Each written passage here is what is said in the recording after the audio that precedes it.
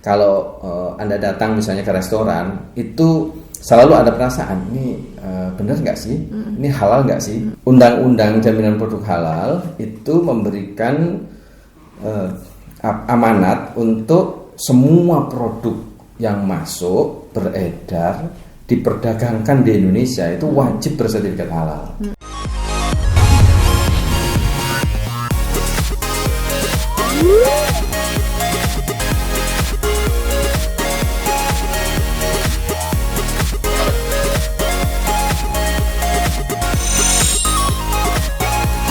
Assalamualaikum warahmatullahi wabarakatuh. Hai Sobat Ngopi, apa kabar? Senang banget ya kita balik lagi di acara Ngopi, ngobrol olah pikir. Tentunya di Master C19 Channel bersama saya Rias. Nah, di setiap episodenya kan Ngopi tuh emang banyak banget menghadirkan narasumber yang informatif dan juga menginspirasi. Termasuk siang hari ini nih, di sebelah saya sudah ada Dr. Mastuki HS selaku Kepala Pusat Registrasi dan Sertifikasi Halal BPJPH.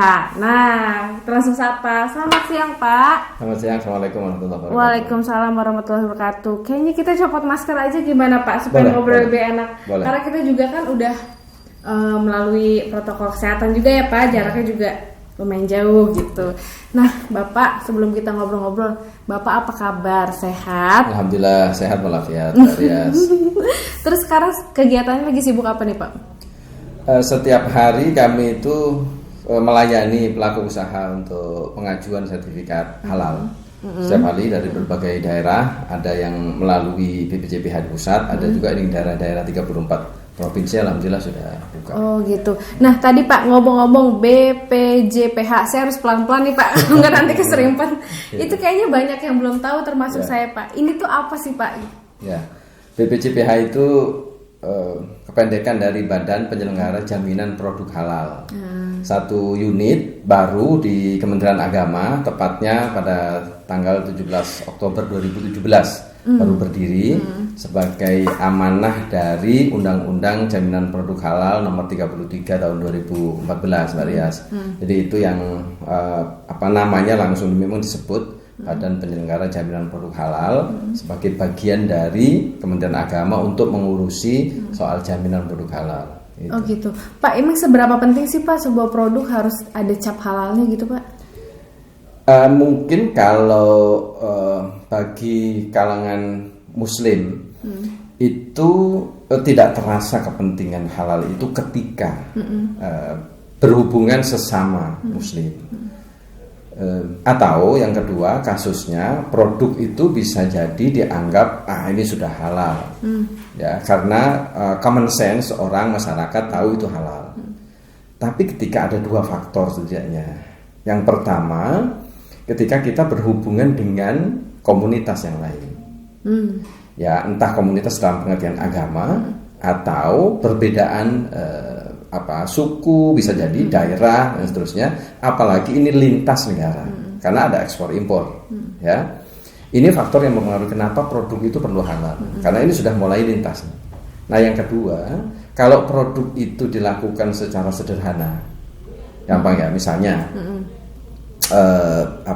pisang goreng itu ya paling yang melakukan hanya seorang, tidak ada teknologi di situ, kalaupun ada hanya menggunakan alat tertentu, tidak ada masalah. Tapi kalau sudah berkaitan dengan konsumsi makanan kemasan, makan kemasan, Anda tahu enggak bahwa kemasan yang beredar di masyarakat itu dinyatakan halal? Iya. Orang pasti akan mengatakan, ini halal atau tidak. Nah, ketika halal dan tidak, itu sudah orang jatuh pada keraguan-raguan. Itulah yang dikenal di dalam istilah fikih, namanya syubhat. Syubhat itu ragu-ragu, gray area. Nah, ketika gray area, maka penetapannya harus ada status dia, kepastian. Kepastian itulah yang menggunakan sertifikat halal. Itu dua. Bisa jadi faktor ketiga karena ada faktor teknologi yang digunakan untuk produk itu. Sekali lagi tadi, kalau hanya misalnya nasi goreng yang hanya menggunakan wajan dan hanya alat tertentu, iya. Tapi kalau sudah bagaimana kosmetika, bagaimana obat-obatan yang dikonsumsi, itu sudah menggunakan teknologi tinggi. Ya, nah ketika penggunaan teknologi tinggi itu, siapa yang bisa menjamin bahwa produk itu halal?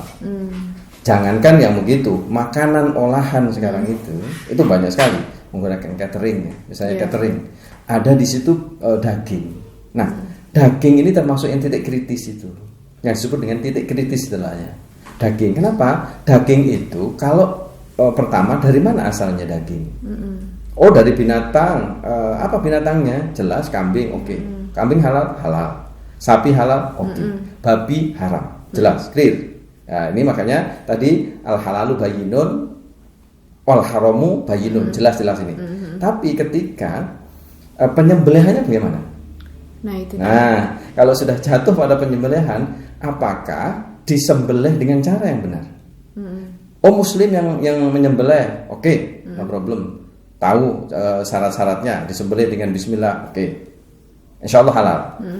Bagaimana kalau itu sudah banyak penyembelihan di tempat namanya tempat pemotongan hewan, Mbak? Yes. Udah semacam pabrik gitu ya, Pak?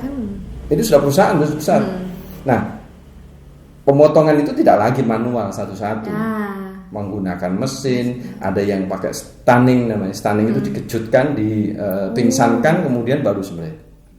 Jangankan begitu, pemotongan-pemotongan di pasar, saya bebek, yang sekarang banyak itu digunakan untuk kulineri, ayam. Siapa yang bisa menjamin bahwa pemotongannya benar? Kalau dia hasil potong langsung dilemparkan gitu, dan matinya itu bukan karena mati sendiri, tapi mati di misalnya di kuali yang sudah panas itu. Ini haram ini. Jatuhnya haram. Meskipun disembelih oleh orang muslim, tapi prosesnya nggak benar. Nah, disinilah siapa yang menjamin? Maka bakso, kuliner yang macam-macam menggunakan daging, ini titik kritisnya ada di pemotongan. Oh, dan itulah makanya kenapa harus ada cap halalnya itu. Betul. Nah, Pak, kalau proses suatu produk nih, Pak, untuk dapetin sertifikasi halal itu caranya gimana? Prosesnya sepanjang apa sih, Pak? Ya, Undang-Undang Jaminan Produk Halal itu memberikan amanat untuk semua produk yang masuk, beredar, diperdagangkan di Indonesia itu wajib bersertifikat halal. Jadi tanpa terkecuali makanan, minuman, obat-obatan, kosmetika, ada namanya barang gunaan. Barang gunaan itu misalnya ya gesper untuk laki-laki, dompet yang digunakan. Oh, itu juga harus ada cap halal. Yes. Kenapa? Karena ini soal menggunakan kulit. Misalnya ya pakai jaket tapi jaket kulit. Kalau jaket baju yang begini ya tidak. Ini kan karena berasal dari katun dan seterusnya. Tapi kalau sudah kulit ini dari binatang mana? Bisa diketahui tidak? Kalau kulit yang berasal dari kulit sapi, no problem. Tapi kalau misalnya ada kanguru yang sekarang digunakan, ada buaya, kulit ular dan seterusnya, yang ini jatuhnya ada semua binatang itu ketika haram, maka semua yang keluar dari binatang itu jadinya haram. Mau diproduksi dalam bentuk apapun tetap aja gitu ya. Nah, semua itu bisa dilakukan proses. Dilakukan proses dalam sertifikasi akan dicek. Sertifikasi halal itu akan ngecek itu semua. Melalui apa? Ya melalui pengetahuan tentu. Namanya lembaga pemeriksa halal yang melakukannya. Oh, ini diproduksi di mana tempatnya? Ini berasal dari bahannya apa? Kalau tadi misalnya jaket misalnya ya, itu barang gunaan namanya. Dari kulit buaya. Itu bisa dicek sekarang menggunakan alat teknologi. Ini membedakan. Kalau serat-seratnya begini itu sapi nih. Kalau seratnya begini ini babi nih. Serat-seratnya begini ini ular. Itu sekarang kelihatan betul. Meskipun sudah jadi jadi maksud saya. Jadi proses itu pengajuannya melalui lembaga pemeriksa halal ini untuk pemeriksaannya yang terlebih dahulu ke BPJPH. BPJPH itu sebagai pintu masuk bagi pelaku usaha yang mengajukan sertifikat halal. Nanti oleh expert di sini yang namanya LPH ditetapkan halal atau tidak prosesnya. Nah, untuk memastikan halal atau tidaknya, halal dan toyib namanya, halalan toyiban. Toyibannya itu di LPH, halalnya ini di Majelis Ulama Indonesia. Majelis Ulama Indonesia itu menetapkan misalnya kategorinya begini. Tadi prosesnya sudah benar, tapi bercampur misalnya dengan alkohol. Kalau minuman misalnya ya, ini bercampur dengan enzim. Enzim itu bisa dari enzim babi, enzim binatang yang lainnya, bisa macam-macam. Nah, ketika ini membedakan antara enzim babi atau tidak, ini toyibannya ini namanya lembaga pemeriksa halal yang menetapkan. Tapi Majelis Ulama setelah dijelaskan oleh namanya auditor halal, begini prosesnya. Oke, kalau gitu tidak ada masalah, halal. Oke, tetapkan halal secara tertulis, baru kemudian BPJPH mengeluarkan sertifikat halalnya. Kok rumit Pak? Kok rumit tampaknya enggak. Ini proses yang ada di kami, prosedurnya begitu. Tapi sejatinya kalau pelaku usaha mengajukan lewat BPJPH, kami yang akan memproses di sini tadi kerjasama dengan macam-macam. Pelaku usaha tinggal nunggu nanti berapa lama, sudah ada waktunya. Ya ada yang bisa seminggu, ada yang 20 hari, ada yang mungkin 30 hari karena ada kerumitan tadi itu. Tinggal nunggu nanti sertifikat halal ketika memenuhi. Kalau tidak memenuhi pun ya akan dijelaskan. Ini belum memenuhi karena ada bahan yang mengandung unsur haram tidak itu. Halal. Gitu. Tidak halal itu boleh najis, boleh haram, boleh tadi subhat.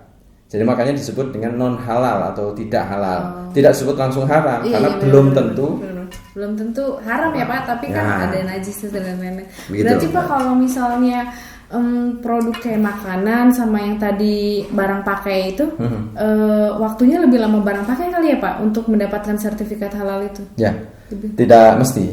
Gitu. Tergantung. Tadi ketika ada titik kritisnya yang tinggi, maka kemungkinan ada pengujian. Tapi kalau yang sederhana, misalnya ya, makanya kalau makanan-makanan yang siap saji itu biasanya lebih cepat. Misalnya rendang lah ya. Rendang. Kalau dagingnya tadi itu diperoleh bahannya dari tempat pemotongan hewan yang bersertifikat halal, tidak aman. Nah, tapi ketika membuat rendang kan ada yang lainnya. Rendang itu apa sih? Santan. Daging, ada santan. Kalau santan kan berasal dari kelapa. Kalau dia, istilah Jawanya marut ya. Marut. Marut sendiri. Oke, tidak ada masalah. Insya Allah nggak terlalu rumit. Oke, ini berarti bahannya nggak terlalu rumit. Apalagi minyak. Nah, minyak ini juga begitu. Minyak ini berasal dari mana? Minyak curah. Bisa jadi terjebak pada tadi subhat atau najis. Karena curah kan bisa jadi digunakan untuk banyak hal.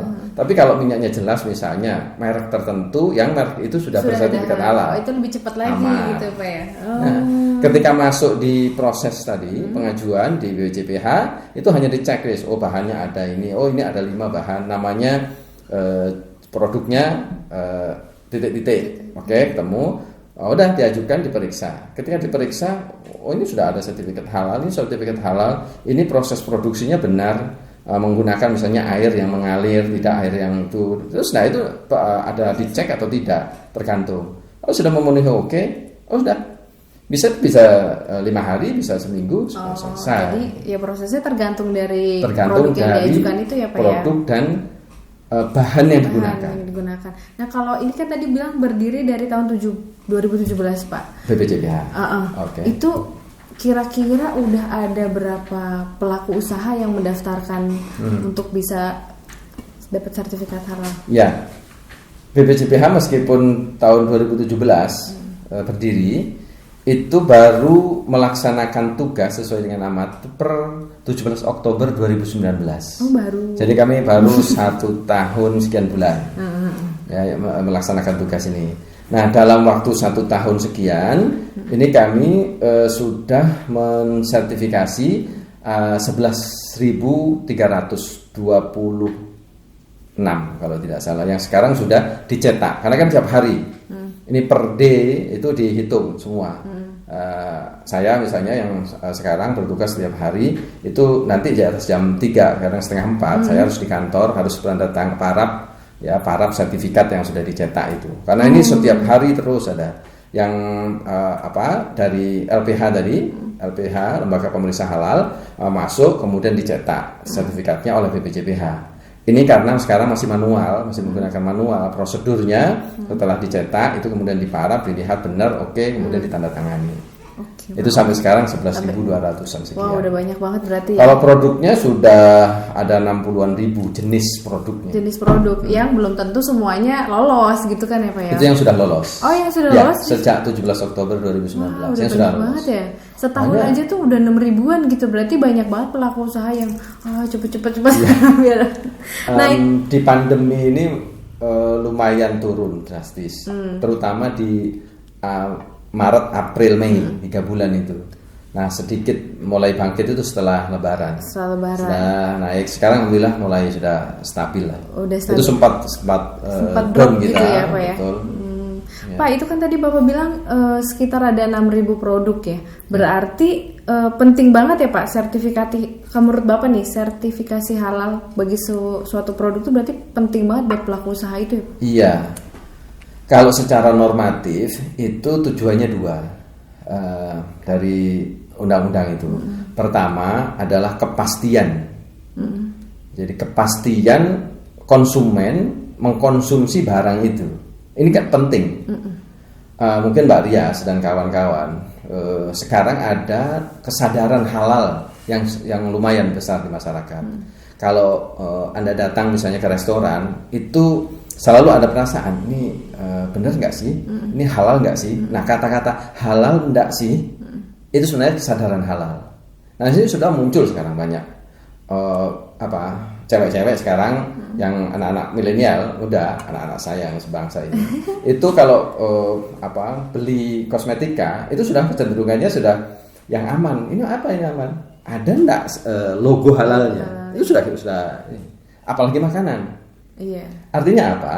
Orang semakin sadar dan semakin banyak masyarakat kita yang sadar terhadap pentingnya halal, maka produk itu perlu kepastian. Nah, kepastian itulah namanya sertifikasi halal, yang itu ada logonya halal. Kalau Anda lihat di kemasan itu kan selalu ada gambarnya itu. Ya, logo halal sekarang masih logo halal MUI. Ya, karena ini masih berlangsung. Nah, itu kalau sudah ada, sudah pertama. Jadi yang kedua adalah safety. Kalau sudah merasa, oh ya halal, udah ada logonya, alhamdulillah. Minum, makan atau konsumsi aman. Nah, tapi ini dibalik penetapan sertifikasi halal itu ada tujuannya, pentingnya tadi itu Anda tanya. Apa itu? Untuk meningkatkan nilai jualnya, value added-nya, ya, nilai tambahan yang penting. Apa itu? Kalau orang sudah senang pada produk itu halal, ya, dan akan semakin banyak orang merasa nyaman dan aman tadi itu, safety secara moral. Tanggung-jawaban pada Tuhan, karena itu bagian dari kita mengkonsumsi halal tadi itu, maka akan diharapkan ini akan semakin omsetnya akan naik. Kenapa? Produksinya akan bertambah. Dan sekarang banyak contoh-contoh itu. Sekarang masa pandemi itu ada banyak testimoni ke kami. Kuliner-kuliner yang di berbagai daerah itu ketika sudah bersertifikat halal, kan sekarang kan menggunakan frozen misalnya ya, frozen dan kemasan-kemasan. Iya, Orang sekarang saya di kantor misalnya, contoh kawan-kawan yang sembari ibu-ibu ini di rumah membuat produk macam-macam itu. Nah, itu biasanya ngambil dari produk yang tertentu yang sudah halal. Itu kalau dijual kemana-mana dan orang melihat, oh ini aman ini, nah, dari mulut ke mulut dan seterusnya. Nah, kira-kira begitu gambarannya. Apalagi kalau ini secara masif dijual di masyarakat publik, makanan-makanan kemasan dan seterusnya itu akan semakin meningkatkan daya jual, produknya meningkat dan tadi omsetnya bisa tambah. Iya sih, Pak. Kalau misalnya produk dari luar nih Pak ya, itu prosesnya sama nggak sih Pak? Karena kan sekarang banyak nih yang Korea-Koreaan nih Pak. Itu kan kayak kita tuh pengen ini tapi kok nggak ada halalnya ya. Terus berapa bulan kemudian heboh gitu di Twitter, di Instagram, udah halal gitu. Nah, itu prosesnya sesulit itu karena dari luar atau sama aja? Ya, proses sertifikasi halal Indonesia itu menganut tadi ketentuan bahwa semua barang itu produk itu yang masuk, beredar dan diperdagangkan wajib bersertifikat halal, termasuk barang-barang yang berasal dari luar negeri. Nah, ini ada dua. Kalau dari luar negeri itu ada yang disertifikasi langsung ke sini. Kami itu sekarang mensertifikasi dari berbagai negara. Dari India itu lebih banyak, Australia, dari Chile, ya kalau negara tetangga pasti ya, termasuk Malaysia itu ada beberapa. Meskipun di sana ada lembaga sertifikat halal, tapi karena Indonesia menganut ketentuan bahwa barang yang yang masuk dalam bentuk finished goods, barang jadi itu harus mendapatkan izin edar pertama dari BPOM dan halalnya itu dari Indonesia. Berarti ini sekarang di BPJPH tugasnya. Maka nggak bisa barang jadi ini akan beredar di Indonesia kalau tidak ada izin edar. Nah, izin edar ini sebelum kewajiban bersertifikat halal per 17 Oktober itu masih bisa.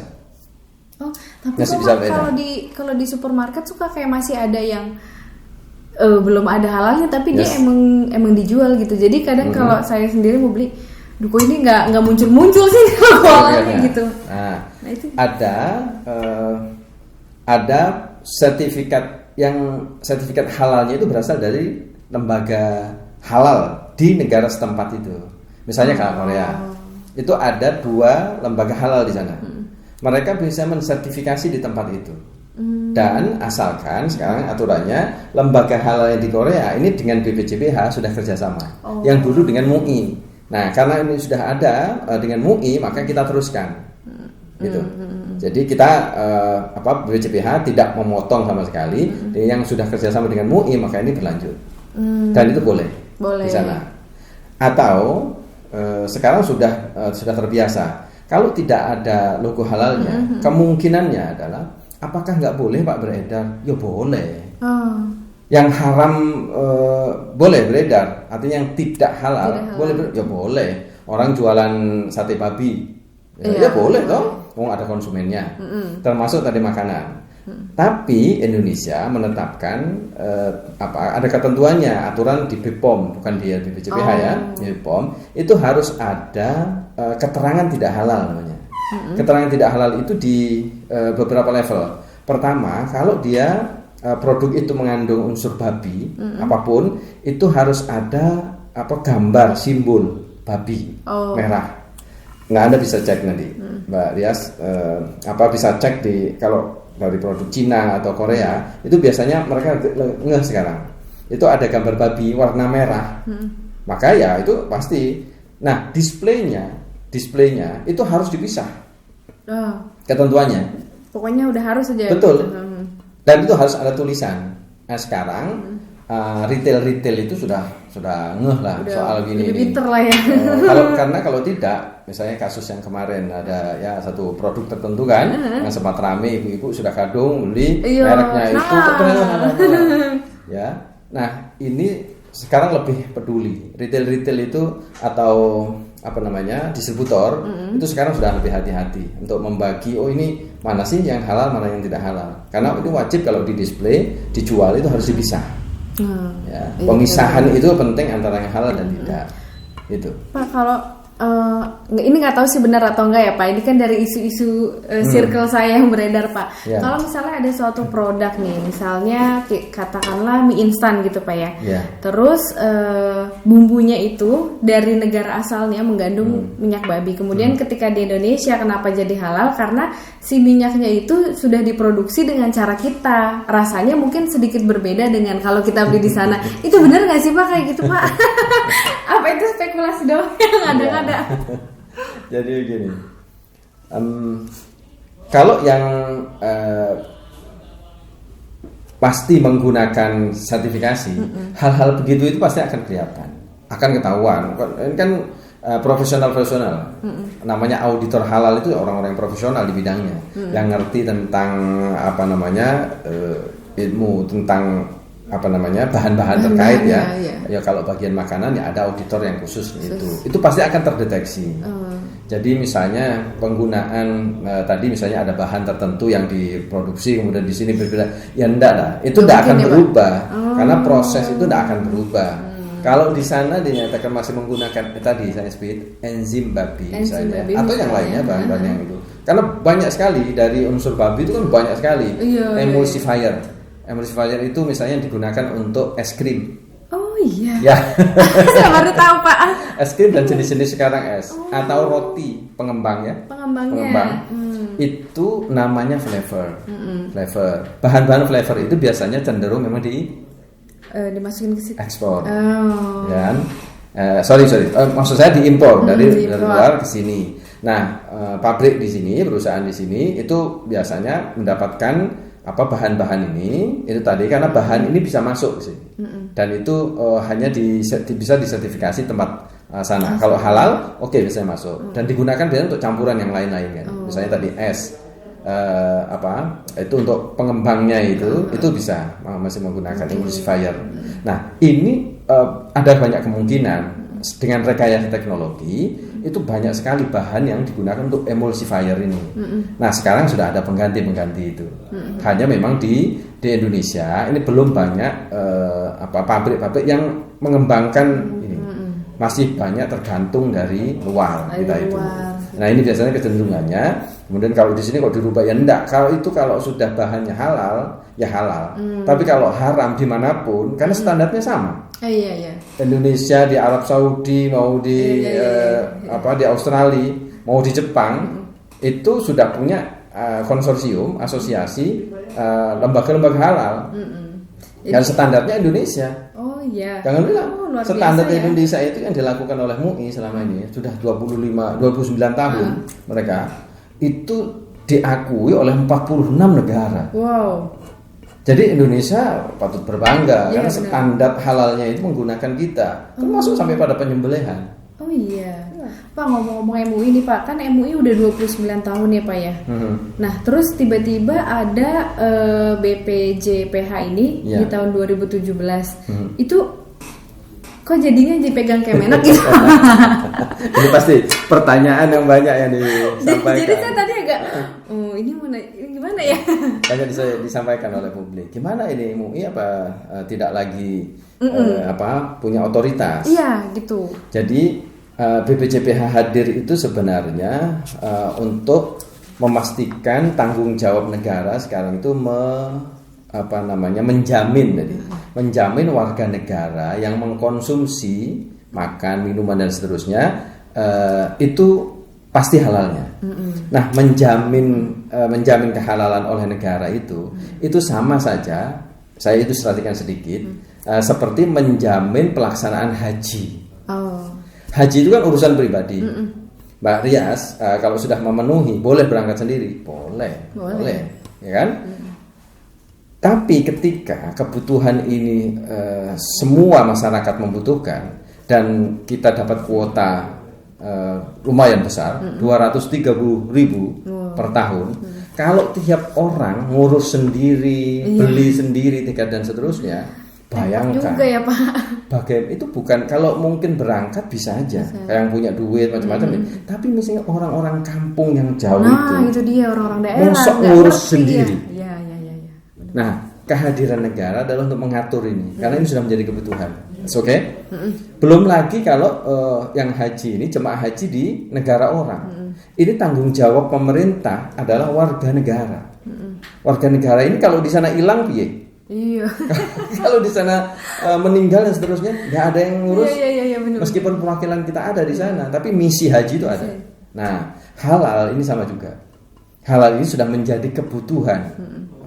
Tadi itu perkembangan teknologi sehingga pangan itu nggak bisa sekarang kemasan begini ini halal, nggak bisa karena ini syubhat ini. Orang jatuh pada tadi itu keraguan-raguan. Agar tidak ragu-ragu, agar tidak syubhat, maka dipastikan itu dengan cara sertifikat halal. Kok nggak sertifikat haram? Pertanyaan kan gitu. Kok nggak sertifikat haram aja? Kan yang haram sedikit. Itu masyarakat juga ada yang tanya gitu. Oke, yang haram itu benar sedikit. Ya, yang disebutkan di dalam Al-Quran itu kan cuma beberapa saja. Yang lain ini halal. Loh, kok nggak sertifikat haram?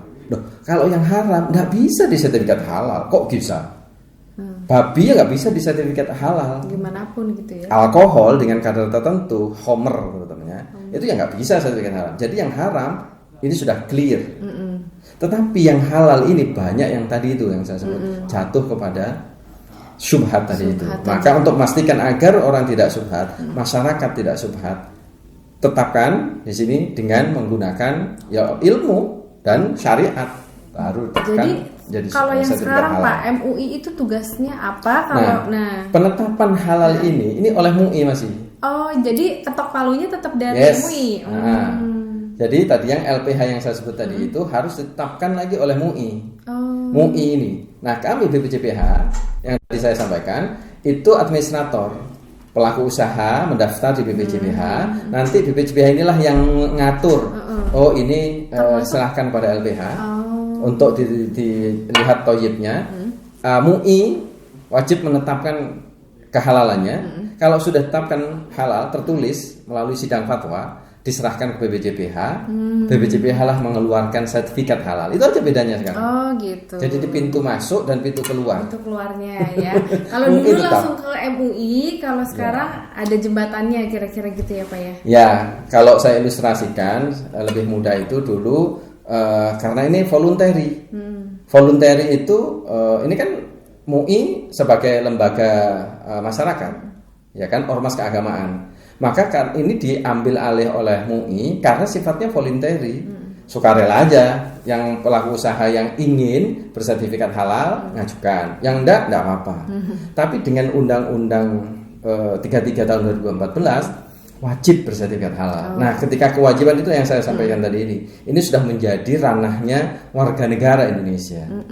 Maka warga negara Indonesia siapapun dia, Muslim non Muslim, berhak dilindungi, dijamin oleh konstitusi ya untuk memastikan ini halal atau non halal. Ini non halal. Ya kan? Ya, jadi bukan soal halal saja, ini halal. Kalau tidak halal ada aturannya, ini non halal. Ya benar-benar. Nah, gitu. Jadi kesimpulannya nih ya, sobat ngopi ya, pokoknya kalau prosesnya itu sebenarnya nggak ribet ya Pak untuk bikin suatu produk jadi sertifikat halal tuh nggak ada. Jadi pelaku usaha tuh cuma perlu daftar doang, nanti biarin BPJPH aja yang kerja gitu. Kita tunggu aja sebenarnya gitu. Kalau dengar runtutan ceritanya emang kayaknya panjang banget, tapi kitanya kan daftar doang ya Pak ya. Betul. Tugasnya menunggu. Kalau dulu itu ngikutin karena kan di bawah LP POM MUI. Di dalam satu rumah tadi itu sekarang itu ada rumah sebelahnya ya BPJPH. Ya itu lewat sini, tidak lagi lewat sini, pintunya itu, gerbangnya itu lewat sini. Nanti Anda tunggu aja di pintu gerbang ini aja. Nanti bener. Soal ini kami akan hubungan dengan rumah sebelah. Ya, rumah sebelah ini LPH dengan MUI itu urusan BPJPH. Nggak perlu ini pelaku usaha tanya-tanya ini sudah apa belum, nggak perlu karena prosesnya itu sudah transparan. Iya benar. Gitu. Dan juga kesimpulan yang kedua adalah suatu produk itu harus halal karena dia punya nilai jual. Ya. Dia juga menciptakan rasa aman juga gitu ya Pak ya. Dan yang paling penting nih, yang masih pada bingung, MUI itu tetap ketok palu, tetap cuman penetapan halalnya tetap dari MUI, tapi BPJPH-nya ini prosesnya gitu. Ya, dan mengeluarkan sertifikat. Dulu sertifikat halal juga oleh MUI. Nah, sekarang diambil alih untuk tadi kepentingan umum warga negara, dan ini adalah kewajiban yang harus dilakukan oleh semua produk, maka ambil alih oleh negara itu dalam hal ini, inilah yang mengeluarkan, maka otoritas negara sertifikat itu. Seperti Anda kalau kelulus dari sekolah keluar ijazah oleh negara, itu dokumen negara. Oke. Seru banget sih ya Pak ngobrolnya Pak. Tapi kayaknya waktunya udah nggak cukup nih Pak. Kita harus udahan dulu ngobrolnya. Semoga pasti pada gitu. Oh gitu. Saya juga tadi taunya oh ya. Ya udah sobat ngopi, sekian dulu ya ngobrol-ngobrolnya kali ini. Semoga semuanya jadi pada tahu gimana-gimananya ya soal halal, dan buat pelaku usaha yang belum ngajuin sertifikat halal, cepetan deh karena prosesnya gampang dan sebenarnya nggak lama ya Pak ya, kalau bahan-bahan yang dia gunakan nggak ribet juga gitu ya. Ya udah, sekian dulu acara kali ini, sampai jumpa. Wassalamualaikum warahmatullahi wabarakatuh. Waalaikumsalam warahmatullahi wabarakatuh. Terima kasih semua sahabat ngopi.